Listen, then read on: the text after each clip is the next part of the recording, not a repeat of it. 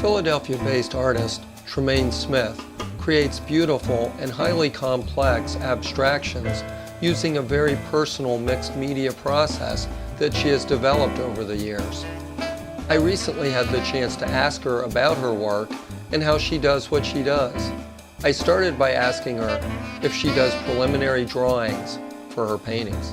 The whole process for me is completely intuitive. As a matter of fact, at some point I thought a responsible artist would have a concept, start with a concept, and every time I tried, it would just fall flat for me. So I finally realized it just wasn't my process, that I needed to just act on the marks, and move intuitively. And that's really the abstract expressionist thing, right? Yeah. So if I try to put any boundaries around it beforehand, it doesn't feel alive to me.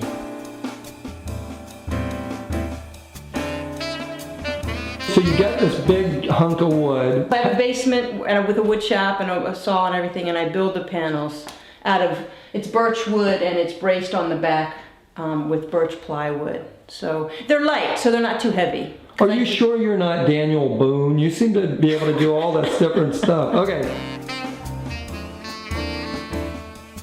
So then what I do start with, though, is usually I draw on the panel in pencil or crayon or something, just to make a mark to get into the panel. And most often it's some kind of very rudimentary grid that I lay down. Tremain uses all sorts of materials in her work, including encaustic, which is actually beeswax. After I draw, I'll wax the panel with a whole layer of transparent wax. That seals the panel, and that's the first layer of the work. And then I just start to build up by placing a piece of cloth on there, a square of color. To call Tremain's works paintings would not be completely accurate, for there's a significant amount of collage going on as well. She explained her interest in using fabrics to me.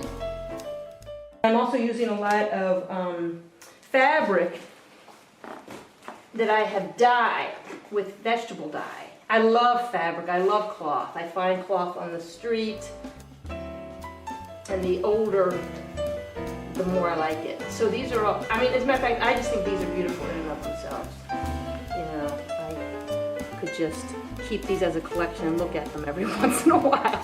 But I do, so I use them to collage into my work.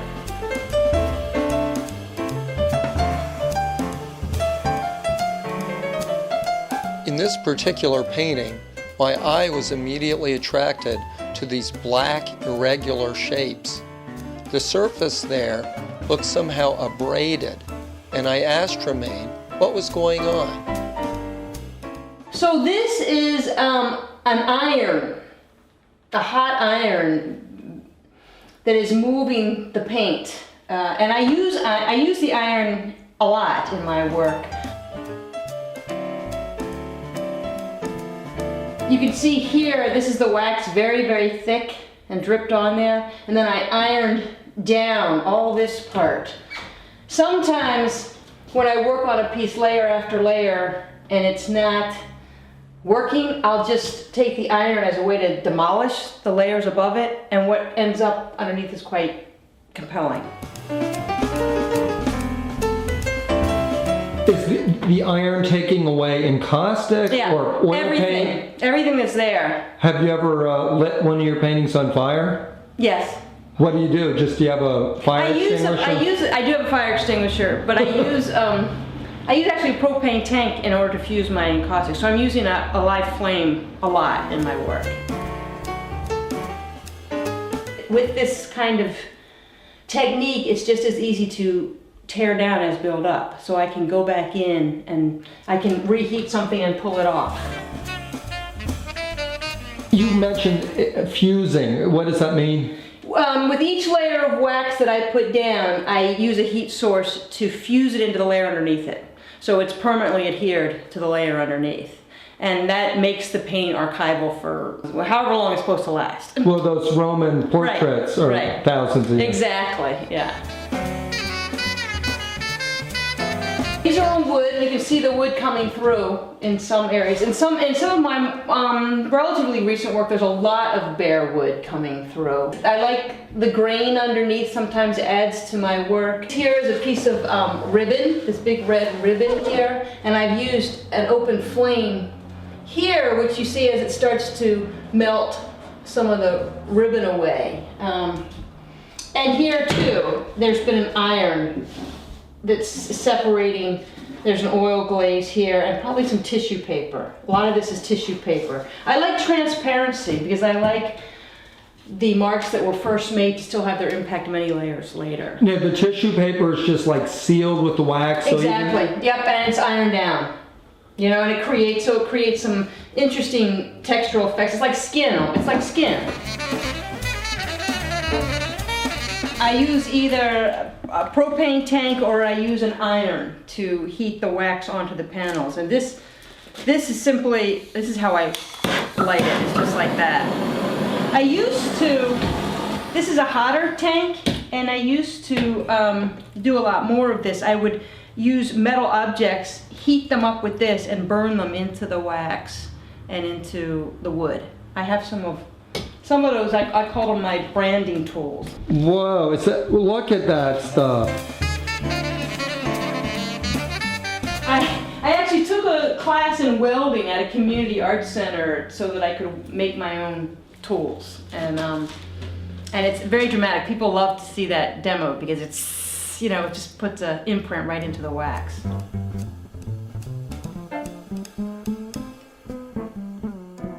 Tremain explained how her ideas about color have evolved over the years. For years I only used 3 colors, which was a transparent red ochre, iron oxide ochre, and an olive green, and a transparent yellow ochre and white. And that was my palette for years and years. And what drew you to those colors? The earthiness of them. I tend to be a very earthy person. I just happen to live in the city, so I'm not around a lot of, you know. Although I go out to Fairmount Park all the time. Actually, to rest my eyes on a field in Fairmount Park is wonderful to me. So I need that kind of visual stimulation as well.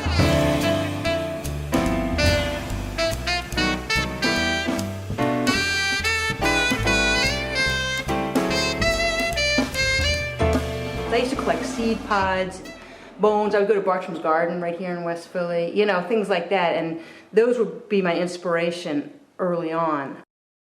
Then I moved to color. It was actually a major shift to move to color. I even called Richard Rosenfeld, my dealer, and said, Richard, I don't know what's going on. I just painted, you know, I just used yellow and bright red. And he said, well, is it authentic? I mean, is it, you know, why are you doing this? And if you feel like it, then it's good. So I moved in that direction, but it was scary for me. Are there any artists that you're particularly interested in that influenced you? I was initially influenced by the abstract expressionists of the 1950s and loved their work, the freedom of the mark making, until I discovered that really they were all male, and I was looking for more of a female role model in art. So I dug some more. 2 of my favorite female artists, one died recently, Agnes Martin, and one is still alive, contemporary, Joan Snyder. And they're very different. Agnes Martin is very classical. She does a lot of very beautiful grids. Her work is inspired very metaphysically. Her writing is as beautiful to me as her artwork. And Joan Snyder, on the other hand, her work is very raw, and very emotional, very free. She'll use velvet and herbs and globs of oil paint. She used to put a lot of text and words freely into it. So there's this combination between structure and classic restrained beauty and freedom, emotional freedom, that intrigued me. My father was a surgeon, and I gave him a painting where I had created a wound by cutting and then stitching, and I actually stuck sharp seed pods through the canvas to hold it together, and then I used all kinds of things. But my father analyzed that painting in terms of its accuracy and early wounds, how early wounds were treated. He said I was remarkably accurate in how I did it. You really are Daniel Boone.